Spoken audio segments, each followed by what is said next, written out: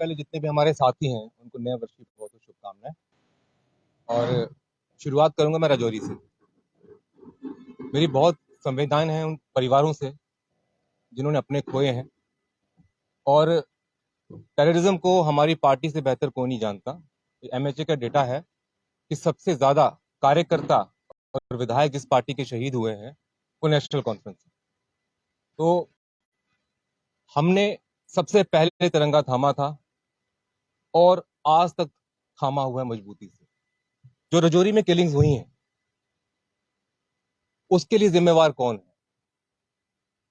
जब पिछले कुछ समय से राजौरी को आतंकवाद मुक्त घोषित किया गया था, तो अब क्या वजह है जो वहां पर टेररिज्म जो है दोबारा अपने पैर पसार रहा है? और वो कौन अधिकारी हैं जिनकी नालायकी की वजह से हमने वो इतनी महत्वपूर्ण जानें खोई? एक भय और खौफ का माहौल है आज। लोग आज घर से बाहर निकलने में डर रहे हैं। क्या ये है नया जम्मू कश्मीर? क्या ऐसा जम्मू कश्मीर भाजपा बनाना चाहती है जहां हर एक व्यक्ति जो है डर से भय से जिए? कश्मीरी पंडित जो है आज पैकेज एम्प्लॉय भाजपा दफ्तर के बाहर वो हड़ताल में बैठा हुआ है, कश्मीर नहीं जाना चाहता है। वो कहता है डर लगता है हमें मार देंगे। वो मरने से नहीं डरता। वो इतनी बात कह रहा है कि कोई ना कोई श्योरिटी तो दो। अगर हम मर गए, शहीद हो गए, तो हमारे बच्चों का क्या होगा, परिवार का क्या होगा? ये चाहता है बस। लेकिन आप वो भी करना नहीं चाहते। रिजर्व कैटेगरी एम्प्लॉय हैं, वो भी बैठे हुए हैं, उनको सुनने वाला कोई नहीं। 4 महीने सड़कों में बैठे हुए हैं। तो चल क्या रहा है जम्मू कश्मीर में? भाजपा चाहती क्या है? 370 एब्रोगेशन के बाद जो यहाँ के हालात बने हुए हैं, नौजवानों से पूछो, किसानों से पूछो, जवानों से पूछो, कितने मुश्किलों से उनकी जिंदगी बीत रही है। कोई पूछने वाला नहीं, कोई सुनने वाला नहीं। अटल बिहारी वाजपेयी जी बहुत सीनियर नेता थे, भाजपा के प्रधानमंत्री थे, मैं नमन करता हूं। और उनका कहना था कश्मीरियत, इंसानियत, जमहूरियत। कश्मीरियत तभी समझ सकते हो जब आप इंसानियत और जमहूरियत में विश्वास रखते हो। चुनाव आपने करवाने नहीं है और असंवैधानिक तरीके से आपने जो यहाँ विधानसभा भंग की थी, आपकी फैक्स मशीन खराब हो गई तो अभी तक खराब पड़ी हुई है। आपकी कौन सी ऐसी मशीन है जो ठीक है? भाजपा और केंद्र सरकार की कौन सी ऐसी मशीन है जो सही रूप से काम कर रही है? आज मैं एक नेशनल कॉन्फ्रेंस के कार्यकर्ता के आधार पर ये सवाल नहीं कर रहा, एक आम जम्मू कश्मीर के नागरिक की हैसियत सवाल कर रहा हूं कि कब तक ऐसा चलेगा? कब तक यहां पर लोग जो हैं जिल्लत की जिंदगी जीते रहेंगे, सड़कों पर, हड़तालों पे? रहबर एक खेल के कल देखे आपने, जो प्रोटेस्ट चल रही थी, किस प्रकार से उन पर फोर्स का इस्तेमाल किया गया, औरतों को लाठियों से मारा गया। क्या ये जम्मू कश्मीर भाजपा देना चाहती थी? इसके लिए उन्होंने डोगरों को बरगलाकर यहां पर कई सपने दिखाए थे। और शायद आप लोगों को पता होगा, 2 दिन पहले केंद्र सरकार एक कमेटी बनाती है, MoS home union, home minister for home union. वो इस कमेटी के अध्यक्ष हैं जो लद्दाख के लैंड और जॉब्स जो है वो प्रोटेक्ट करेंगे। जितने भी वहां पर पॉलिटिकल पार्टीज हैं, सोशल लीडर्स हैं, रिलीजियस लीडर्स हैं, उसके पार्ट मेंबर्स हैं, उसके एलजी साहब उसके मेंबर्स हैं। क्या जम्मू के लोग, कश्मीर के लोग, उनके लिए लैंड और जॉब जरूरी नहीं है? क्या इसका जवाब भाजपा के पास है? मैं आप लोगों के माध्यम से भाजपा हाईकमान से सवाल करता हूं कि कौन सा जम्मू कश्मीर आप लोगों ने बना दिया हुआ?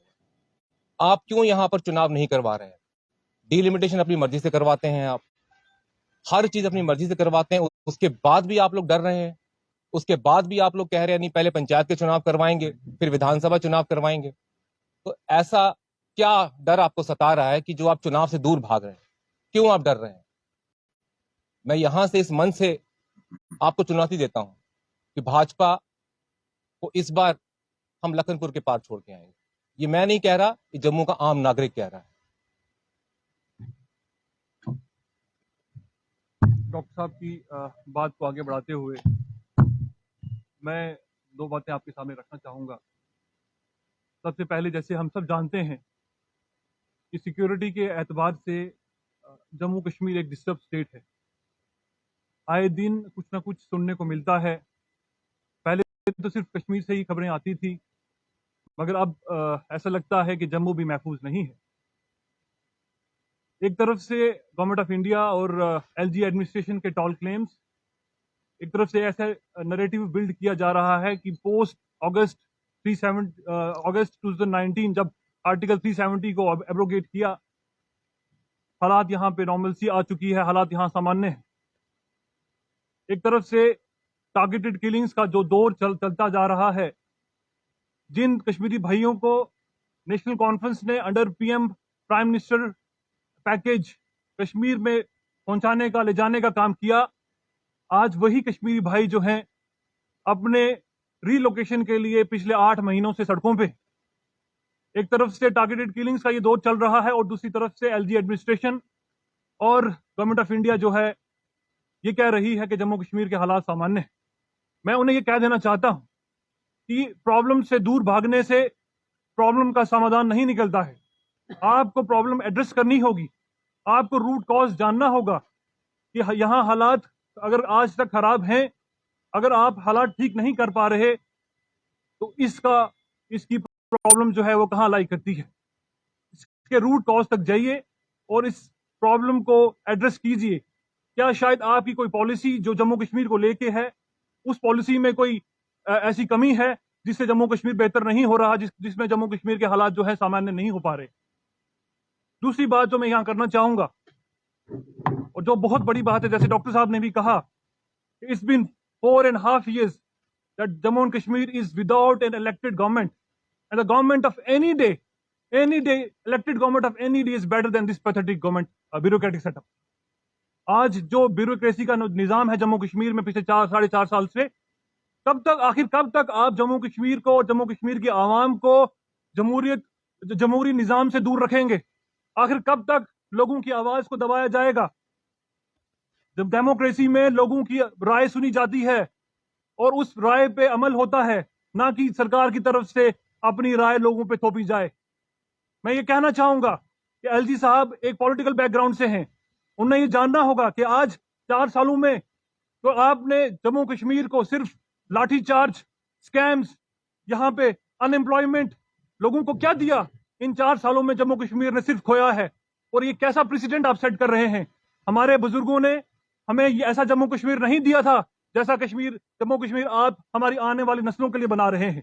मेरी ये गुजारिश है आपसे। और एलजी साहब, जैसे मैंने पहले भी कहा कि पॉलिटिकल बैकग्राउंड से हैं, वो समझते हैं कि एक ऑटोक्रेसी में और डेमोक्रेसी में क्या फर्क होता है। ऑटोक्रेसी और डेमोक्रेसी का फर्क समझिए और जम्मू कश्मीर में डेमोक्रेसी को रिस्टोर कीजिए, वरना हम अपने आने वाली नस्लों को जो है सही जवाब नहीं दे पाएंगे। डॉक्टर साहब कंटिन्यू करें।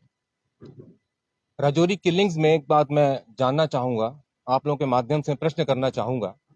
कुछ दिनों पहले हमें बताया गया कि आर्मी के पोर्टर्स थे, उनको किसी ने गोली से मारा, और मारने वाले उस समय खबर आ रही थी, जो पंचायत के नुमाइंदे थे, जो लोकल लोग कह रहे थे कि शायद उसमें इंडियन आर्मी इन्वॉल्व थी। लेकिन कुछ दिनों के बाद वो कहते नहीं, it was act of terror. और अभी जो किलिंग्स हुई हैं वो भी एक्ट ऑफ टेरर। लेकिन जो पहला परिवार था, जो आर्मी के पोर्टर्स थे, उनको 5 लाख का मुआवजा, और जो अब मरे हैं उनको 10 लाख का मुआवजा। ये ऐसा भेदभाव क्यों? एक परिवार को 5 लाख रुपए और एक परिवार को 10 लाख रुपए। शायद वो परिवार दलित थे इसलिए 5 लाख रुपए। शायद मुझे लगता है कि गवर्नमेंट की कोई पॉलिसी है कि भाई जो जितना संपन्न होगा उसको ज्यादा पैसा मिलेगा। मरने वाला कोई भी हो, वो एक हिंदुस्तानी है, एक भारतीय है। तो जो भी अधिकारी ऐसे हैं जिनके निकम्मेपन की वजह से ये किलिंग्स हुई हैं, इन्फिल्ट्रेशन हुई हैं, उनको निलंबित किया जाना चाहिए। क्यों अभी तक उन अधिकारियों पे कोई कार्रवाई नहीं हो रही है जिनके कारण ये हत्याएं हुई?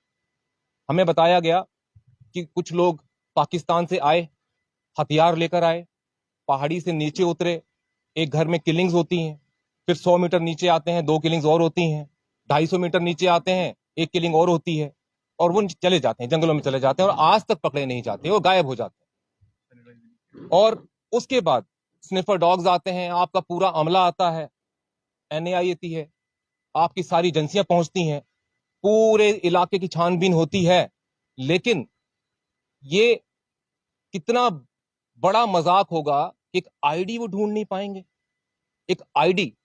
और जो 2 जाने गई हैं, तो जो बच्चे मारे गए हैं अगले दिन, वो किसकी वजह से मारे गए? Who is accountable for it? हम आप लोगों के माध्यम से सवाल करना चाहते हैं, उस पर कार्रवाई क्यों नहीं? आप क्यों उस अधिकारी को निलंबित नहीं कर रहे हैं जिनकी वजह से 2 बच्चे मारे गए? उनको उग्रवादियों ने नहीं मारा, उनको तो हमारे अपनों ने मारा है। और कौन ऐसे निकम्मे अधिकारी हैं जो अभी भी वहां बैठे हुए हैं और उनकी वजह से ना जाने कितने और लोग जो हैं अपनी जान गंवा सकते हैं? अकाउंटेबिलिटी तो होनी चाहिए। जो भी रिस्पॉन्सिबल हो, हमें पक्षपात नहीं करना है, कीमती जाने गई हैं यहां पर, और देश की सुरक्षा का सवाल है। और आपके माध्यम से मैं भाजपा को एक संदेश देना चाहता हूं कि जब बात भारत और भारतीय की आएगी ना, तो नेशनल कॉन्फ्रेंस विपक्ष नहीं है, वो पक्ष है आपका, वो साथ खड़े हैं आपके। कार्रवाई करिए, चलिए, क्या करना है? पीओके पे अटैक करना है, हम साथ खड़े हैं आपके। पाकिस्तान को मुंह तोड़ जवाब देना है, हम साथ खड़े हैं आपके, हम पीछे नहीं हट रहे हैं। लेकिन ये जाने कब तक जाएंगी? कब तक हमारे जो लोग हैं सड़कों पे बैठे रहेंगे? कब तक डरते रहेंगे हमारे लोग? क्यों कश्मीरी पंडित एम्प्लॉइज जो हैं जाना नहीं चाहते हैं? ये डर कब दूर करोगे? 56 इंच की छाती वाला प्रधानमंत्री है, इतनी बड़ी मेजोरिटी आज तक हिंदुस्तान में इंदिरा गांधी जी के बाद शायद मोदी जी को मिली है, और उसके बाद भी डर लगता है आपको? चाइना से डर लगता है आपको? पाकिस्तान से डर लगता है आपको? हमने सोचा था बहुत मजबूत प्रधानमंत्री है। ठीक है भाई, अगर कांग्रेस या नेशनल कॉन्फ्रेंस ने अच्छा काम नहीं किया तो लोगों ने बाहर बिठाया, हम मानते हैं हमसे गलतियां हुई होंगी, तभी जनता ने हमें कहा, आपको तो मौका दिया है, मैंडेट मिला आपको, करिए। कब तक यहां पर लोग जो हैं आतंकवाद की भेंट चढ़ते रहेंगे? ये डर दूर करिए जी, इस डर से जम्मू कश्मीर को आजादी दिलवाइए। आप सवाल उठा रहे हैं, पर आप एडमिनिस्ट्रेशन पर सवाल उठा रहे हैं, बिल्कुल आपके सवाल जो है वो जायज है, जाने के लिए। लेकिन अगर नेशनल कॉन्फ्रेंस की बात करें तो जम्मू के जो ठेकेदार हैं वो तो इस जो कांड हुआ इस पर सामने नहीं आए, किसी का कोई बयान नहीं आया, सब लोग अपने घरों में घुस गए। नेशनल कॉन्फ्रेंस की बात करें तो क्या नेशनल कॉन्फ्रेंस के पास इतने कार्यकर्ता जम्मू में मौजूद नहीं है, या फिर नेशनल कॉन्फ्रेंस के जो नेता थे वो घर में से कम एक कैंडल मार्च को निकाल दिया जाता जम्मू में, सहानुभूति दी जाती उन परिवारों को जिन्होंने अपने खोए हैं, लेकिन नेशनल कॉन्फ्रेंस के जो नेता और लोग थे वो भी अंदर रहे, इस पर क्या कहना चाहिए? शायद थोड़ी जानकारी कम है आपकी।